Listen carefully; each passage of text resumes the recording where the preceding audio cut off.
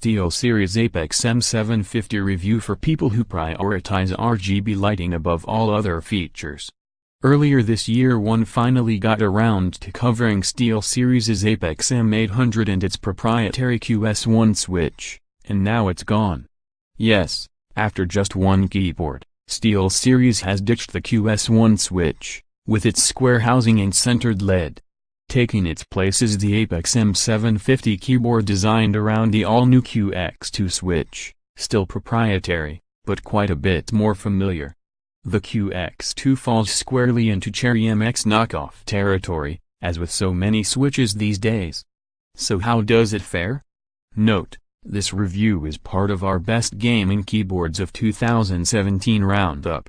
Go there for details about competing products and how we tested them. Before we dive deeper into the QX2, let's talk a bit about the Apex M750 itself. This is presumably SteelSeries' flagship nowadays, if for no other reason than it bears a flagship price. At $140 the Apex M750 is the most expensive keyboard SteelSeries sells, and despite its lower numeric designation, the M750 replaces the Apex M800 completely. It's a very basic keyboard though. Built well, certainly, the all-metal chassis gives the M750 a sturdy and reliable feel. But as far as luxury features go, dedicated media keys, macro keys, USB pass-through, detachable or routable cable, wrist rest, none of that is included here. Media keys are embedded in the function row from F9 to F12. That's more logical placement than keyboards that use F1 to F4, since it allows you to use the M750's keys one-handed. It's still no substitute for actual media keys though, let alone a volume roller, as on Corsair's K95 or Logitech's G810. Embedding media commands in the function row is the bare minimum nowadays, so on a flagship keyboard it feels like a misstep. Macro keys are no real loss, and I'm fine with the M750's smaller size compared to the M800. Hell, I'm also fine with no USB pass-through, no detachable or routable cables, and even no wrist rest. None of these are must-have features. Abstaining from all of them though? It makes the M750 feel extremely vanilla, in comparison to both the competition and the preceding M800, which had many of these luxuries. I complained about the same bare-bones approach to Razer's Black Widow Chroma V2 earlier this year, and the Chroma V2 at least included a plush wrist rest to compensate. The Apex M750 has nothing. Note, it looks like SteelSeries has started adding the wrist rest to Apex M750 purchases for free, but it's still listed on the site as a $15 add-on, and our review unit didn't arrive with one. The M750's generic aesthetic doesn't help raise its profile any. Without the SteelSeries logo in the upper right, I'd be hard-pressed to pull it from a lineup.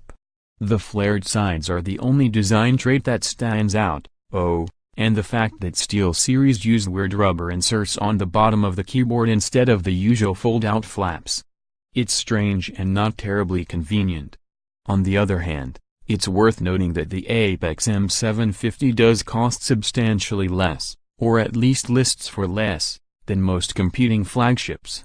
Logitech, Razer, and Corsair's high-end models all list in the $170 to $200 range. The Apex M750 lists for $140. Even at $140 the Apex M750 feels a bit simplistic, but a $30 to $60 difference can be huge, especially with keyboards, which I suspect most people find harder to justify the closer it approaches $200.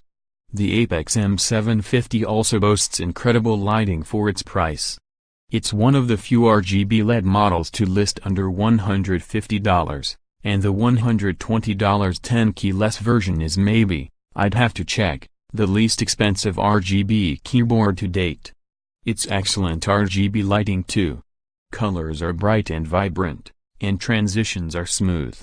And while the M800's centered LEDs provided better overall illumination, SteelSeries has still done a great job with the offset LEDs necessitated by Cherry's design. One quirk, instead of fold-out flaps, The Apex M750 uses these bizarre rubber inserts on the bottom of the keyboard. I'm even more impressed by the work SteelSeries has done on the software side though. SteelSeries engine is still a bit heavy for a utility, but it looks great.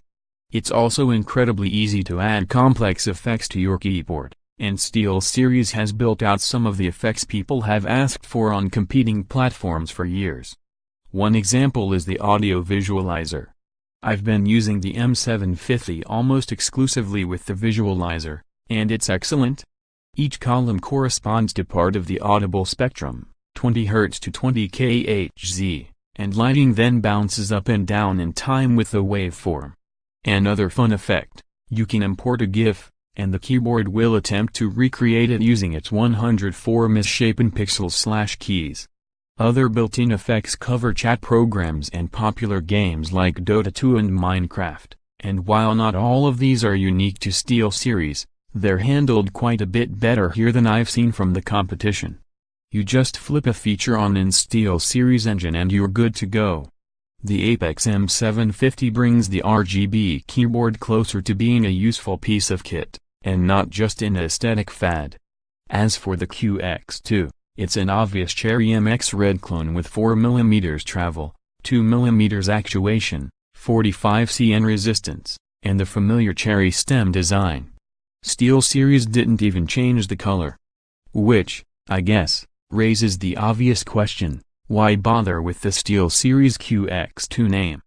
The QS1 was manufactured by Kale and I suspect the QX2 is as well. Is it just a point of pride for SteelSeries to have its name on the switches? A tactic to compete with Razer and Logitech's proprietary switches? Or is Kale's name just that toxic among keyboard enthusiasts? Hard to say, but it's a bit strange regardless. The Switch is absolutely fine though, insofar as it's just a standard cherry red knockoff. I'm not a huge fan of reds, especially now that the superior MX Speed Silver Switch exists, but if you're looking for a lightweight linear switch for gaming, the QX2 is totally inoffensive. Enthusiasts will claim Kale switches are less precise or durable, but the average user won't notice. And hey, at least it's a Kale keyboard at a Kale price. As I said, the M750 lists at $140. That's better than Razer, which also uses rebranded Kale switches, though that partnership is admittedly a bit more complicated, but charges $170 for the Black Widow Chroma V2. The SteelSeries Apex M750 is a keyboard for those who want RGB lighting without the RGB tax.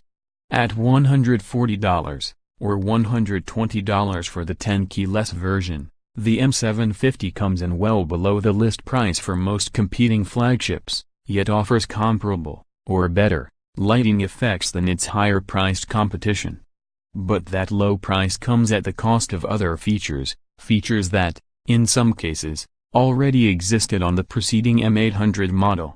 With no media keys, cable routing, macro keys, or other luxury features, the M750 is left feeling pretty bare bones, almost like SteelSeries sacrifice utility to hit a low-cost RGB keyboard.